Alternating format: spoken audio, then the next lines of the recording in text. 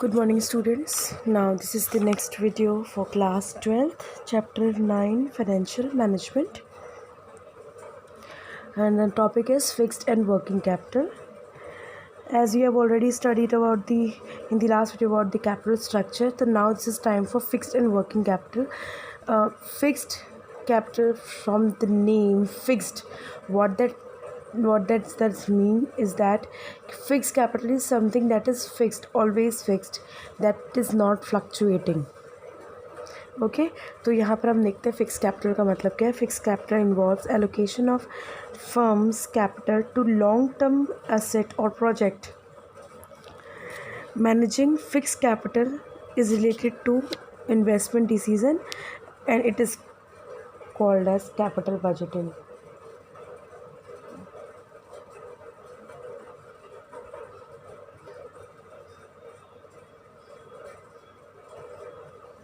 तो capital fix का capital होता क्या है, ये ऐसा फर्म में हम इस तरह से डिवाइड करते हैं लॉन्ग टर्म एसेट या प्रोजेक्ट को, इस तरह से मैनेज करते हैं.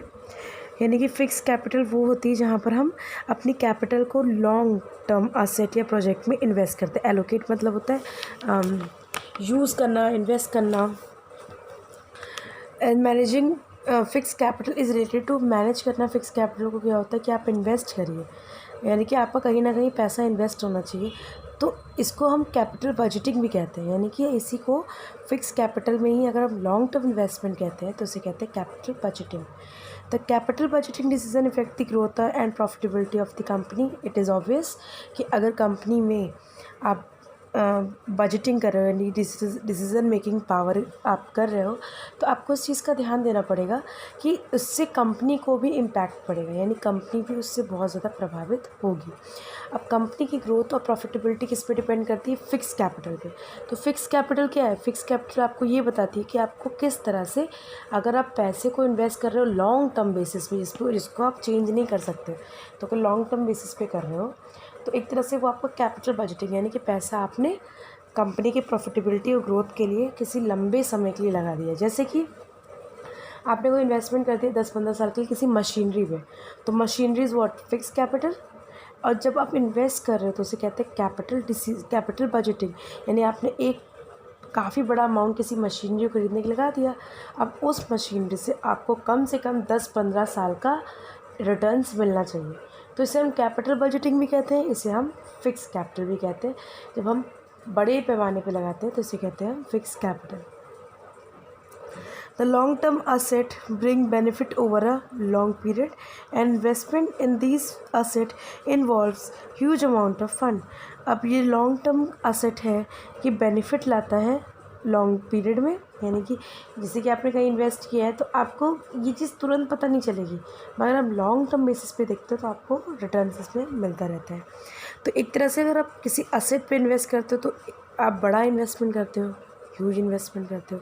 तो अगर कोई इंसान बड़ा इन्वेस्टमेंट करता है काफ़ी बड़े अमाउंट पे असेट पे, तो इसे एक तरह से समझ लीजिए कि काफ़ी बड़ा अमाउंट है जो कि आप फिक्स कैपिटल पे लगाते हो. Okay. The capital budgeting decision involve purchase of land building. जो मैं आपको स्टार्टिंग मैंने बोला, जैसे आपने मशीनरी परचेज़ की, वही देखिए बता रहे हैं कि लैंड है, बिल्डिंग है, प्लांट है, मशीनरी है, चेंज इन टेक्नोलॉजी है, expenditure of capital, budget advertisement campaign है, रिसर्च एंड डेवलपमेंट एक्सेट्रा. तो इसे कैपिटल बजटिंग में लाते हैं. अब इसको मैं 1 बाय 1 बताती हूँ आपको कि कैसे कैसे होता है. परचेज़ ऑफ लैंड अगर किया है तो कैपिटल बजटिंग कैसे हुआ? परचेज़ किया है लैंड को, तो लैंड कोई छोटी मोटी इन्वेस्टमेंट तो होती नहीं कि आज खरीदा कल बेच दिया उठा के. तो अगर आप लैंड पे इन्वेस्ट करते हो तो आपको हमेशा क्या ध्यान देना पड़ेगा कि आपका किस तरह का लैंड है.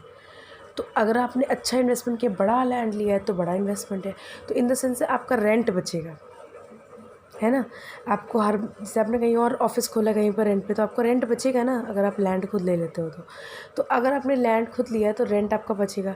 प्लस जिस भी लैंड को आपने परचेज़ किया फॉर सम इन्वेस्टमेंट पर्पस, वहाँ पर एक बिल्डिंग खड़ी कर दो, आपको रेंट के थ्रू पैसा आना शुरू हो जाएगा.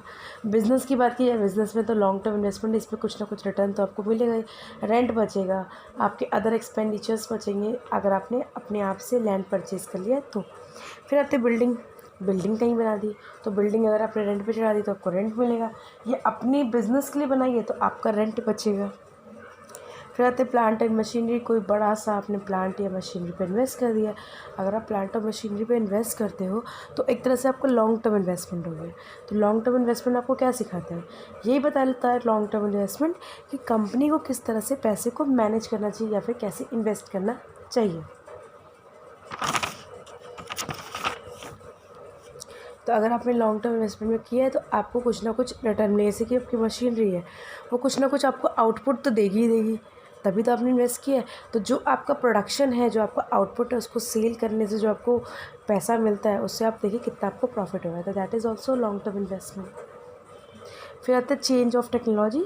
चेंज ऑफ टेक्नोलॉजी क्या आपको बताता है कि अगर कंपनी में कोई चेंजेस, जैसे कि टेक्नोलॉजी चेंज होती है और उस चेंज टेक्नोलॉजी को आपने ऑप्ट किया तो आपकी प्रॉफिटेबिलिटी अच्छी हो जाएगी। क्योंकि कस्टमर को आजकल हर चीज़ चेंज चाहिए, स्टेबल नहीं चाहिए। वो हमेशा चाहता है कि हर चीज़ हमको चेंज, यानी कि टेन्योर हमेशा चेंज होता रहे और हमें कुछ ना कुछ चेंजेस मिलते रहे। फिर आते हैं next, expenditure of advertisement campaign. जैसे आपने अमिताभ बच्चन से अपने किसी प्रोडक्ट को इंडोर्स करा लिया तो अमिताभ बच्चन जी अगर इन्वोस्ट करते तो 1 करोड़ रुपये अगर मांगते हैं वो, तो वो बुरा नहीं है। आपने 1 करोड़ रुपये खर्च किए, आपके फ्यूचर में कम से कम आप 1 साल 2 साल में 5 साल तक आप अच्छा पैसा कमा सकते हो। कि उसको एडवर्टाइजमेंट कौन कर रहा है? उसको एडवर्टाइज अमिताभ बच्चन कर रहे हैं और लोग इन्फ्लुएंस होते हैं उनसे, हर एज के लोग इन्फ्लुएंस होते हैं। तो इसीलिए जो भी हम एडवर्टाइजमेंट में एक्सपेंडिचर करते हैं, भले वो इस समय ह्यूज लग रहा हो, मगर फ्यूचर के प्रोस्पेक्ट से देखिए तो आपको वो काफ़ी बेनिफिशियल हो सकता है। फिर आता है रिसर्च एंड डेवलपमेंट। अगर आपने कोई से मार्केट सर्वे करके मार्केट में लाई है, यानी मार्केट को देखते हुए लाई है, तो रिसर्च एंड डेवलपमेंट आपको क्या बताएगा? आपको ये सिखाएगा कि अगर आपने कोई चीज़ सर्वे करके लाई है तो उसका मतलब उसकी डिमांड रहेगी मार्केट में। उसकी डिमांड है इसीलिए आपने वो सर्वे किया है और आपने सर्वे करके अपने जो प्रोडक्ट में उस चीज़ को इम्प्लीमेंट कर दिया। तो ऑब्वियसली लोग इन्फ्लुएंस होंगे और वो चाहेंगे कि आपके सामान को परचेज़ करें। तो that is also long term investment, क्योंकि रिसर्च एंड डेवलपमेंट में भी आपको पैसा अच्छा खासा खर्च करना होता है। फिर आते हैं factor affecting requirement of fix capital. अगर फैक्टर इफेक्ट करते हैं फिक्स कैपिटल को तो क्या क्या फैक्टर्स हैं जो कि इफेक्ट करते हैं फिक्स कैपिटल को, देखते हैं यहाँ पर। Investment in fix asset is for longer duration. Fix capital is finance through long term source of finance such as equity, shares, preference share, debentures, long-term loan, etc.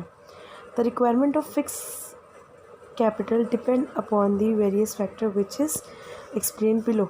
अब ये बता रहा है कि फैक्टर्स क्या क्या हैं जो कि फिक्स कैपिटल को इफ़ेक्ट करते हैं। तो फिक्स कैपिटल एक तरह की लॉन्ग टर्म ड्यूरेशन के लिए होती है, यानी कि काफ़ी लंबे समय के लिए चलती है, यानी कि एक ऐसा इन्वेस्टमेंट जो कि आपने 10-15 साल के लिए कर दिया हो। तो फिक्स कैपिटल जो होती है जब लॉन्ग टर्म सोर्सेज के लिए होती है, तो long term sources of finance क्या क्या होते हैं? इक्विटी होता है, रेफरेंस होता है, डिबेंचर्स होता है, लॉन्ग टर्म लोन्स होता है। ये इनके नाम दे दिए गए। तो अब कौन कौन से ऐसे फैक्टर्स हैं जो कि डिपेंड करते हैं, यानी कि इफ़ेक्ट करते हैं आपके फिक्स कैपिटल को? तो पहला आता है nature of business. The type of business corporation is involve in is the first factor which help in deciding the requirement of capital, fixed capital। तो पहला पॉइंट क्या होता है? Nature of business. आपका बिजनेस का नेचर देखना होता है कि बिजनेस किस तरह का है। अगर आपका बिजनेस का नेचर आपको पता चल जाएगा तो उस तरह का ही आप फिक्स कैपिटल करोगे। जैसे कि मान लो छोटा मोटा बिजनेस है आपका तो उसकी फिक्स कैपिटल छोटी होगी, अगर बड़ा बिजनेस है तो उसकी fix capital long term basis के लिए होगी, काफ़ी लंबी जाएगी। The manufacturing company needs more fixed capital as compared to trading company. Yes, this is true कि जो मैन्युफैक्चरिंग कंपनी होती है, यानी कि जो कुछ ना कुछ प्रोडक्ट्स बनाती है, वो हमेशा उनका जो फिक्स कैपिटल होता है हमेशा वो ज़्यादा होता है, कम नहीं होता। मगर जो ट्रेडिंग वाले होते हैं उनका कम होता है। यानी कि जो आप किराने की शॉप देखते हैं इनका फिक्स कैपिटल कम होगा, मगर जो इन किरानों के प्रोडक्ट्स को बनाते हैं, यानी मैन्युफैक्चरर्स जो होते हैं, इनका प्रोडक्ट्स काफ़ी, इनका जो लागत होती है फिक्स कैपिटल की वो ज़्यादा होती है। As trading company do not need plant and machinery. Trading company को कोई प्लांट एंड मशीनरी की ज़रूरत तो होती नहीं, they are only buying and selling. पर मैन्युफैक्चरर को प्लांट एंड मशीनरी की ज़रूरत पड़ती है, इसलिए उनको फिक्स कैपिटल चाहिए होती है अच्छी मात्रा में।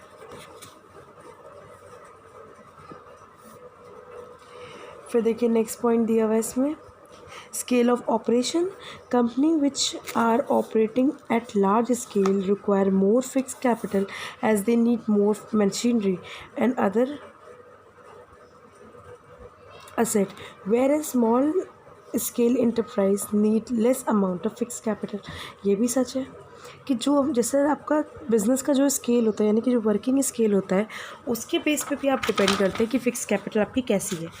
अब जैसे लार्ज है, अभी हमने इससे पहला वाला पॉइंट क्या पढ़ा था कि मैन्युफैक्चरिंग के पास लार्ज फिक्स कैपिटल होनी चाहिए मगर ट्रेडिंग के पास लेस होनी चाहिए। तो लार्ज ऑपरेशन भी हमको देखना पड़ेगा। अगर आपकी कंपनी लार्ज स्केल पे काम कर रही है तो they need machinery, they need more asset, they need land and machinery, they need plant also. तो अगर ये सब चीज़ों की उनको ज़रूरत है तो इसका मतलब है कि वो क्या है, अगर लार्ज स्केल है तो there is a large amount of fix capital. अब ऐसे कि अब बड़ी बिजनेस है तो फिक्स कैपिटल का ज़्यादा होगा क्योंकि इनका कैंपेनिंग यानी कि एडवर्टाइजमेंट भी ज़्यादा होगा, यानी कि इनकी हर एक ऑपरेशन क्या होता है वो लार्ज स्केल में होता है, इसकी वजह से इनके फिक्स कैपिटल ज़्यादा होते हैं। मगर जो स्मॉल कंपनीज़ होती है, छोटी मोटी मैन्युफैक्चरिंग कंपनी होती है, इनके जो होते हैं फिक्स कैपिटल बहुत कम होते हैं क्योंकि इनकी हर चीज़, इनकी प्लांट भी बहुत छोटे मोटे होते हैं, इनकी मशीनरी की रिक्वायरमेंट भी बहुत छोटी मोटी होती है। अब जैसे कि आपको एग्जांपल देती हूँ, फ़ोटोकॉपी की मशीन जिसकी दुकान पे रहती है तो वो क्या है स्मॉल स्केल, मगर फ़ोटोकॉपी की मशीन जहाँ बनती है यानी कि जो फोटो मैन्युफैक्चरिंग कंपनी होती है वहाँ पर ज़्यादा, यानी कि एक तरह से समझ लीजिए लार्ज और स्मॉल स्केल का फ़र्क पड़ता है। छोटी मोटी अगर कंपनी बिज़नेस खोल के रखेंगे आप तो छोटे मोटे बिज़नेस में obviously less amount of capital लगेगा, और बड़ी बड़ी अगर आप इंडस्ट्रीज़ खोल के रखोगे तो आपको ज़्यादा फेस करना पड़ेगा, यानी ज़्यादा कंपटीशन फेस करना पड़ेगा। तो आपका स्केल अगर ज़्यादा होगा, पैमाना अगर ज़्यादा होगा तो एक तरह से आपका फ़िक्स कैपिटल भी ज़्यादा लगेगा क्योंकि वहाँ पर लागत आपकी ज़्यादा है। ओके, तो आज हमने क्या क्या पढ़ा, फ़िक्स कैपिटल के बारे में पढ़ा कि फ़िक्स कैपिटल क्या होती है, यानी कि लॉन्ग टर्म इन्वेस्टमेंट को हम एक तरह से फ़िक्स कैपिटल के रूप में देखते हैं जिसमें हम प्लांट और मशीनरी में इन्वेस्ट करते हैं। इसे हम कैपिटल बजटिंग कहते हैं क्योंकि इसका जो अमाउंट है वो ज़्यादा होता है। कंपनी से कैपिटल बजटिंग इसलिए होती है क्योंकि उसकी ग्रोथ और प्रॉफिटेबिलिटी उसी पर डिपेंड करती है, यानी कि कैपिटल बजटिंग पे।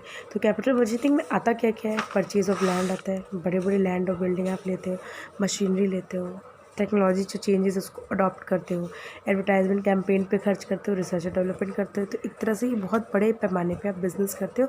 जिन बड़े पैमाने की बिज़नेस होता है कैपिटल बजटिंग उनकी हायर होती है तो उनकी फ़िक्स कैपिटल भी हायर होती है। अब हमने 2 फैक्टर पढ़े आज, और नेक्स्ट हम जो फैक्टर पढ़ेंगे यानी कि जितने नेक्स्ट फैक्टर है वो हम नेक्स्ट वीडियो में पढ़ेंगे। तो factor affecting requirement of fix capital क्या क्या हो सकता है। अभी बता रहा है कि नेचर ऑफ बिज़नेस, यानी नेचर पर डिपेंड करता है। कंपनी अगर मैन्युफैक्चर है, मैन्युफैक्चरिंग कंपनी, तो उनका जो फिक्स कैपिटल होगा वो ज़्यादा होगा, और जो ट्रेडिंग कंपनीज़ होती हैं उनका जो फिक्स कैपिटल होता है बहुत कम होता है ना। तो इस तरह से नेचर ऑफ बिज़नेस क्या होता है ये इम्पैक्ट करता है फिक्स कैपिटल को। देन हमने नेक्स्ट क्या पढ़ा, नेक्स्ट हमने पढ़ा स्केल ऑफ ऑपरेशन, यानी कि स्केल ऑफ ऑपरेशन क्या बताता है आपको कि अगर लार्ज स्केल आप बिज़नेस कर रहे हो तो आपका जो फिक्स कैपिटल है वो लार्ज स्केल के हिसाब से लगेगा, और अगर आप लार्ज स्केल प्रोडक्शन नहीं कर रहे हो, स्मॉल स्केल प्रोडक्शन कर रहे हो तो उनका फिक्स कैपिटल अकॉर्डिंगली कम लगेगा, है ना। तो फिक्स कैपिटल मेनली हमने जो पढ़ा है आज के टॉपिक में, फिक्स कैपिटल एक तरह की स्टेबल कैपिटल होती है। जैसे कि अगर आपने फिक्स कर दिया कि 10 लाख की कैपिटल हमारी हमेशा रहेगी, 10 साल तक रहेगी, तो वो 10 साल की कैपिटल हमेशा के लिए रहती है। मगर due to change in time उसमें चेंजेस आते हैं तो फ्लक्चुएशन होता है, तो फिक्स कैपिटल वेरी करती है, तो उसी को हम कैपिटल बजटिंग के रूप में जानते हैं। Thank you.